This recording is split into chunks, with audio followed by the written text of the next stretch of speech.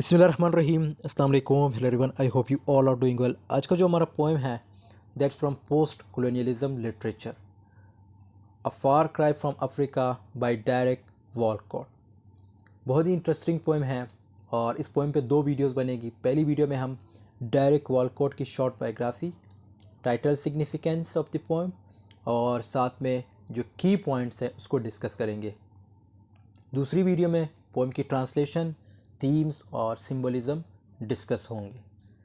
सो बढ़ते हैं अपने टॉपिक की तरफ टाइम को वेस्ट के बगैर। Let's get started. बायोग्राफी की अगर बात करें तो डायरेक वॉलकॉट, जिसकी डेट ऑफ बर्थ 23 जनवरी 1930 और डेथ इसकी 17 मई 2017 में हुई। ये एक पोइट थे, प्ले राइट थे और पेंटर थे from Saint Lucia. He was born in Castries, the capital city of Saint Lucia, and raised in a family of mixed African, Dutch and English descent. तो ये एक अफ्रीकन भी थे और इंग्लिश मैन भी आप कह सकते हैं, कहते हैं, क्योंकि इसकी परवरिश ऐसी जगह हुई जहाँ पे अफ्रीकन भी इनके साथ मिक्स थे। Walcott's early education was at St. Mary's College in Castries in 1949. He won a scholarship to study at the University of the West Indies in Jamaica, where he focused on English literature. तो इसने English literature पे focus किया and earned a bachelor's degree in 1953.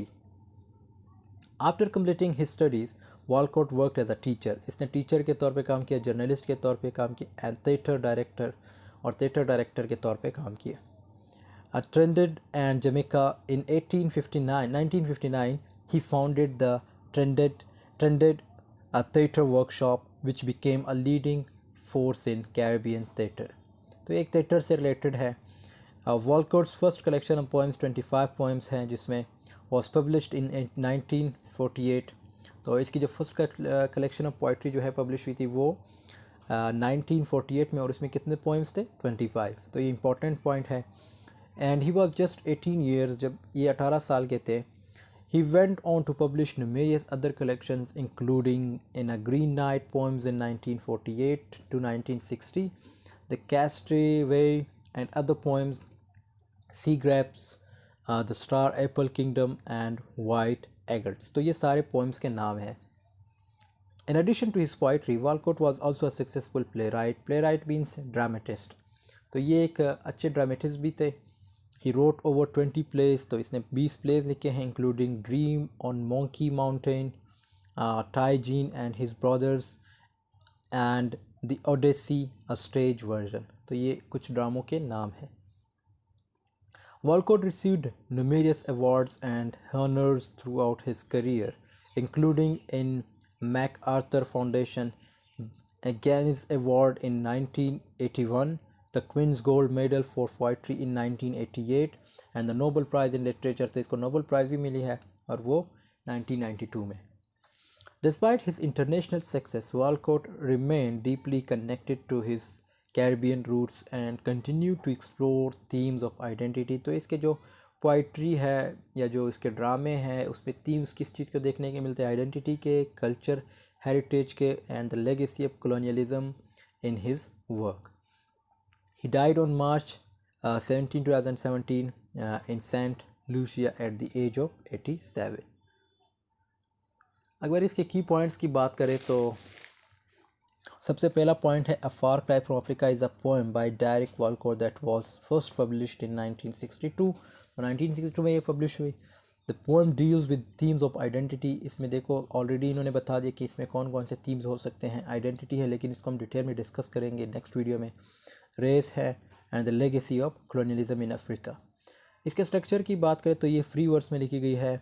कोई rhyme scheme नहीं है, कोई metre use नहीं हुई और इसके 10 स्टेंजाज हैं और लेंथ इनका बहुत बड़ा है। मींस जो स्टेंजा के जो लेंथ है वो काफ़ी है, ranging from 2 lines to 9 lines. 2 line से लेकर 9 लाइन्स तक हो सकते हैं। The poem takes place in Africa. अब इसकी अगर सेटिंग की कोई आपसे पूछे कि सेटिंग के कहाँ हुई है, मींस पेपर में आ सकता है इसका इससे रिलेटेड क्वेश्चन, सेटिंग से रिलेटेड, तो आपने बताना है अफ्रीका में हुई है, specifically in Kenya during the Mao Mao uprising. अब माओ माओ ये एक मूवमेंट थी जो राइज हुई थी उस वक्त केनिया में, which is a violent rebellion against British colonial. तो केनिया खुद मीन ज़्यादातर अफ्रीकन कंट्रीज़ ये ख़ुद किसके ग़ुलाम थे, ये ब्रिटिशर्स के ग़ुलाम थे। सो ये जो मूवमेंट रेज हुई थी वो किसके अगेंस्ट हुई थी, ब्रिटिश कॉलोनियल रूल के, that took place in the 1950s, और 1950s पे ये रेज हुई थी।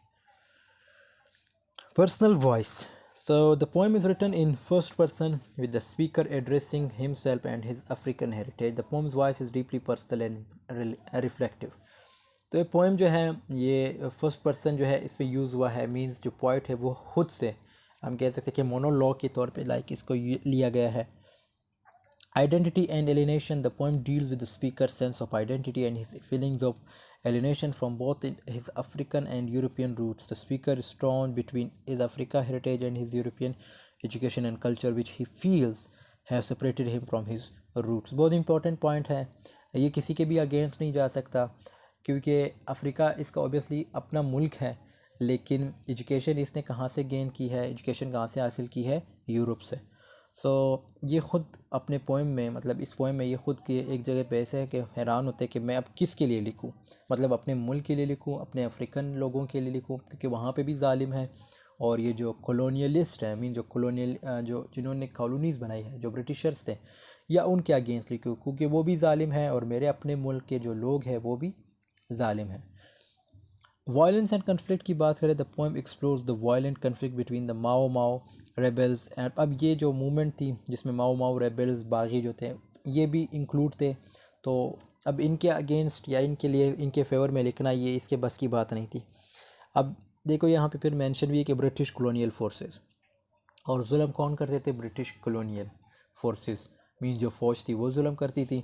तो ये किसी के अगेंस्ट या किसी के हक़ में नहीं लिख सकते थे। The speaker is torn between his sympathy for African rebels and his sense of loyalty to his European culture. तो लाइक आई सेड कि इसकी जो एजुकेशन थी वो यूरोप से थी, और इसी तरह अफ्रीका इसका अपना मुल्क था, तो किसी के भी मींस ये भटका हुआ था, लाइक किसी किस को सिंपैथी दिखाए, इसका ये मानना था कि मतलब अपने अफ्रीकन को सिंपैथी दिखाऊं या जो यूरोपियन है जिन्होंने मुझे एजुकेशन दी है, मींस जहाँ पे मैंने तालीम हासिल की है, या उनको। Irony. The poem makes use of irony to critique the violence and oppression of colonialism. The speaker acknowledges the brutality of the Mau Mau rebellion, but also notes that the British colonizers have committed equally violent acts in their oppression of their African people. जिस तरह ये movement थी या जिस तरह ये बागी थे, माओ माओ रेबेलियन थे, ये भी ब्रिटिशर्स पे जुल्म करते थे, इसी तरह जो ब्रिटिशर फोर्स थी वो भी उल्टा इन पे जुल्म करती थी। तो ये मतलब हैरान था कि जो वायलेंस है वो इक्वली जो है हो रहा है, दोनों साइडों से हो रहा है, अब ब्रिटिशर्स भी कर रहे हैं और माओ माओ रेबेलियंस भी एक दूसरे पे कर रहे हैं। डिक्शन की बात करें, the poem makes use of vivid and powerful imagery to convey its themes. The diction is both formal and colloquial. तो इसमें फॉर्मल और कोलिकल दोनों, मींस दोस्ताना जो होता है, कोलिकल का मतलब है दोस्ताना, वो दोनों यूज़ हुए हैं, फॉर्मल लैंग्वेज भी यूज़ हुई है इसमें। Blending elements of Africa and European language and culture, तो ये सब कुछ इसमें यूज़ हुआ है। कंक्लूजन की बात करें, the poem ends with the speaker expressing his desire to reconcile his African and European heritage and to find a sense of unity and belonging. However, he also acknowledges that this may be a difficult and painful process. तो ये actually अपने African को उनके साथ भी मिलाना चाहता है, या ब्रिटिशर्स को अफ्रीकन के साथ मिलाना चाहिए, मतलब एक किस्म का अमन आ जाए, लेकिन ये मुश्किल था क्योंकि वो तो कॉलोनाइजर्स थे और इनको आज़ादी चाहिए थी, और अपनी आज़ादी के लिए इन्होंने लड़ना था। खैर ये हम जो पोएम की ट्रांसलेशन देखेंगे उसमें डिस्कस करेंगे। टाइटल सिग्निफिकेंस की बात करें, geographic distance. The title suggests a sense of physical and cultural distance between the speaker and his African heritage. The phrase "a far cry" implies a great distance, both it remains in terms of physical distance and cultural separation. जिस तरह ये बहुत important line है, इसको आप ignore नहीं कर सकते, जियोग्राफिक डिस्टेंस को। Like we discussed earlier that कि डायरेक्ट वॉलकोट एजुकेशन कहाँ से गेन कर रहे थे, यूरोप से। तो अगर ये वर्ड देखा जाए, अ फार क्राई, मतलब ये तो पूरे पोएम का टाइटल जो है वो अ फार क्राई फ्रॉम अफ्रीका है, लेकिन आप जब अगर इस टाइटल पे ये जो शॉर्ट फ्रेज बनाया हुआ है अ फार क्राई, इस पे फोकस करें तो इसका मतलब ये है कि ये ख़ुद किसी यूरोप मुल्क में बैठे थे मतलब वहाँ तालीम हासिल कर रहे थे, और इसने फिर ये पोएम वहाँ लिखी है। सेटिंग बेशक इसने वहाँ की रखी है, लेकिन इसका जो मेन पर्पस था वो अफ्रीका था, कि अफ्रीकन लोग जो हैं वो मर रहे हैं, उन पे जुल्म हो रहा है। तो ये बहुत इंपॉर्टेंट पॉइंट है, इसको आप लोग नोट डाउन कर लीजिएगा। The title also contains an element of irony, as the speaker is both physically and culturally distant from Africa. Obviously physically भी ये दूर है और कल्चरली भी ये दूर है, क्योंकि कल्चर ऑब्वियसली वहाँ जाके उन्होंने उनके कल्चर को अपनाना है, मीन्स यूरोपियन के कल्चर को अपनाना है। Yet feels a deep connection to the context and its history. The praise far cry also implies a sense of longing and mourning. Means मौन का मतलब है शोक करना, मातम करना, गम मनाना। तो ये वर्ड जो फार क्राई है, ये जो फ्रेज़ है, ये इस चीज़ को भी सिम्बलाइज़ करता है, या इस चीज़ के लिए भी है, क्योंकि एक तो ये दूर है अपने मुल्क अफ्रीका से, और एक किस्म का गम मना रहे, मीन्स सोग मना रहे, मातम कर रहे, विच reflects the speakers conflicted emotions about his this African identity. तो अपनी अफ्रीकन आइडेंटिटी या अपनी अफ्रीकन लोगों के लिए। Critic of colonialism.